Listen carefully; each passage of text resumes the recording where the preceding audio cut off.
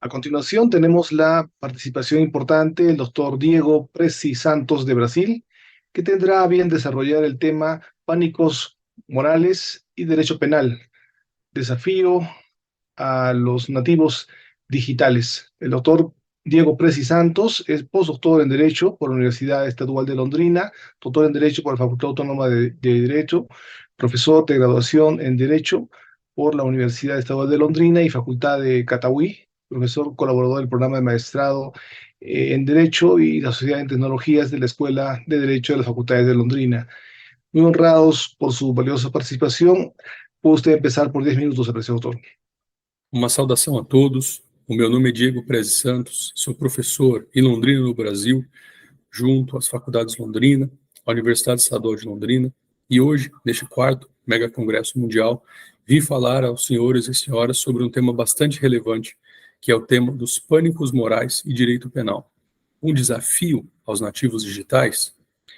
O tema apresenta-se com extrema relevância, dado que hoje, com essa distinção importante, com características absolutamente singulares aos nativos e aos imigrantes digitais, há uma questão salutar a se pensar. Quais serão as respostas a longo tempo dos imigrantes e nativos digitais a essa condição do pânico moral ligada ao direito penal? Para iniciar a apresentação, eu gostaria de apresentar a vocês o conceito de pânico moral. Este conceito ele foi apresentado pela vez primeira pelo sociólogo Stanley Cohen, quando narrava que em diversas ocasiões, em diversos episódios, em tempos diferentes, a sociedade passa a reunir um conjunto absolutamente intenso de medos, muitas vezes artificializados, e nessas situações há uma condição, um episódio, uma pessoa ou um grupo de pessoas que emerge para ser definido como uma ameaça a valores e interesses da sociedade. Sua natureza, a natureza dessa ameaça, é apresentada de uma forma estilizada e estereotipada pela mídia de massa, e as barricadas morais são administradas por editores, bispos, políticos e outras pessoas, né, com um pensamento determinado. Então vejam que o conceito de pânico moral apresentado pelo professor Cohen é um conceito que nos ajuda a compreender vários dos movimentos que nós temos vivenciado e percebido nos últimos anos em diversos países, inclusive aqui no Brasil.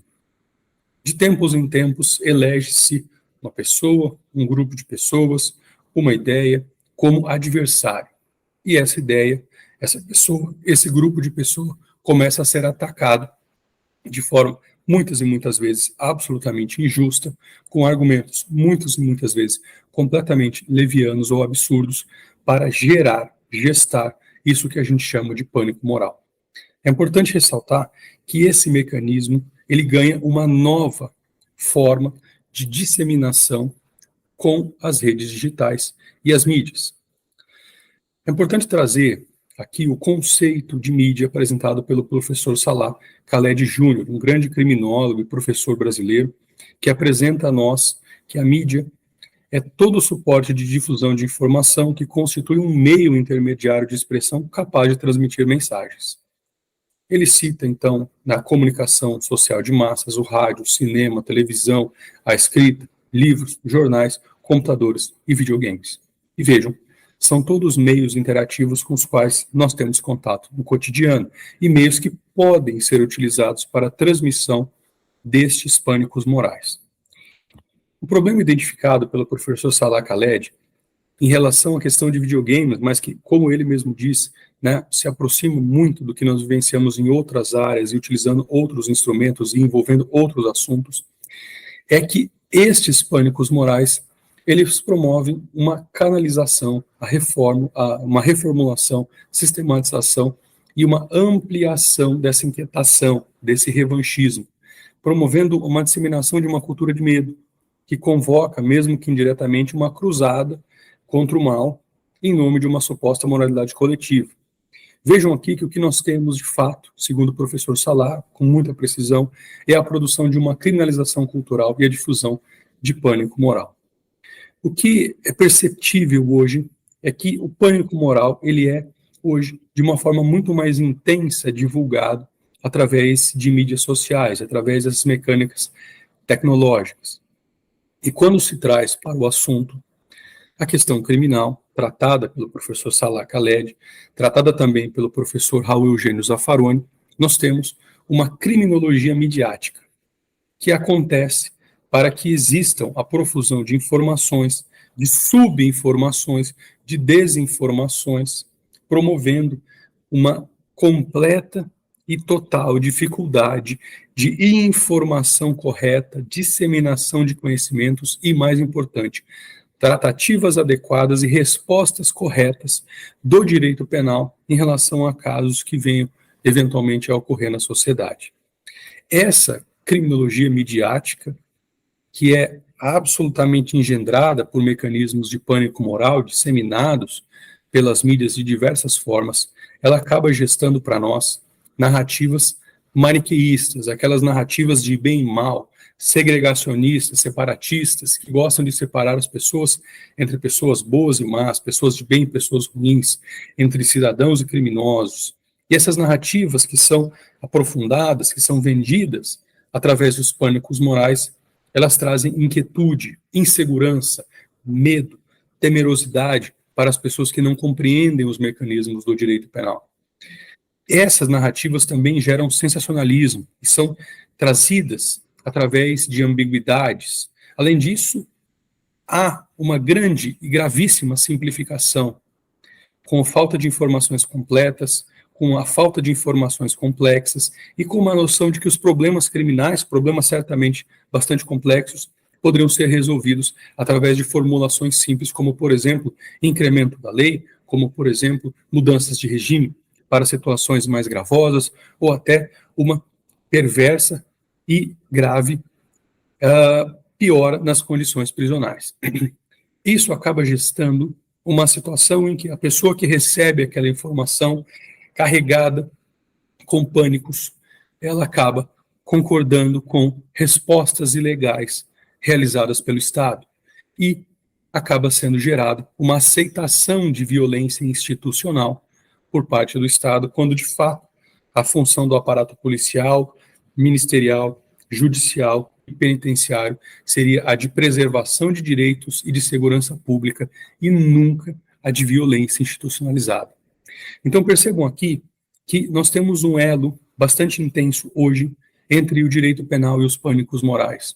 A visão de muita gente acerca do direito penal, ela vem sempre balizada por desinformações, por falsas simplificações, por maniqueísmos exagerados e desconforme a realidade. E isso tem feito com que as pessoas tenham uma compreensão do sistema de justiça criminal e penitenciário completamente às avessas, o que preocupa sobremaneira, dado que as pessoas acabam estimulando o Estado e concordando com o Estado diante de respostas e posições completamente violentas que em nada contribuem para a situação da segurança pública, a diminuição da criminalidade, ou mesmo para que nós tivéssemos, eventualmente, uma melhora, uma otimização de nível social.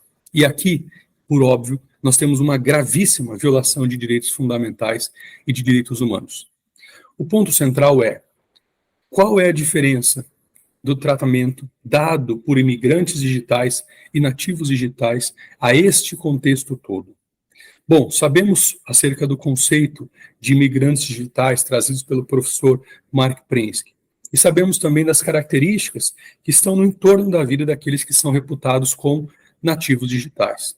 E um dado importante aqui é que afigura-se essencial que os nativos digitais, pela sua forma mais embrenhada no mundo digital e tecnológico, pela sua adesão a mecanismos digitais de uma forma muito mais natural, afigura-se necessário que eles tenham a capacidade, sejam ensinados a observar os fenômenos nas redes sociais de uma forma complexa. Puxando aqui o ensinamento do professor Edgar Morin, o mundo não é simples, e o pensamento não é simples. O pensamento complexo é necessário, indispensável para lidar com situações complexas. Logo, em casos que envolvem pânicos morais e direito penal, que são situações que acabam legitimando respostas de violência estatal, é necessário que sejam ensinados, que sejam alertados os nativos digitais acerca da separação das informações falsas, parcialmente falsas, exageradas e verdadeiras que eles precisam ter para conhecer o que é de fato o sistema de justiça criminal, o sistema penitenciário, o sistema policial, e para que com isso não haja legitimação de situações abusivas de qualquer dessas frentes de atuação estatal e que haja o respeito e a proteção de direitos individuais e direitos sociais. Salienta-se a importância disso no fato de que há, nos grupos de imigrantes digitais, grande quantidade de pessoas que, caindo nas armadilhas do pânico moral, disparando o sistema rápido de pensamento, elas acabam endossando essas violências. Daí porque uma preocupação fundamental que se deve ter acerca do ensino, acerca da percepção, acerca da segurança e da filtragem de informações, que faz necessário que, ainda que a internet esteja em desenvolvimento, encaminhamento quanto aos seus mecanismos de lisura, de segurança, seja necessário que haja a profusão de discursos técnicos e de conhecimentos técnicos para que não haja, novamente, gerações e gerações de pessoas desinformadas acerca deste que é um poder absolutamente imenso que tem o Estado, que é o poder do direito e das ciências criminais. Então, eu gostaria de agradecer a vocês pelo tempo, pela oitiva, e mais uma vez agradecer pelo convite para a participação neste que é um evento tão admirado e um evento que estou ombreado com tantas pessoas pelas quais tenho imensa admiração. Muito obrigado.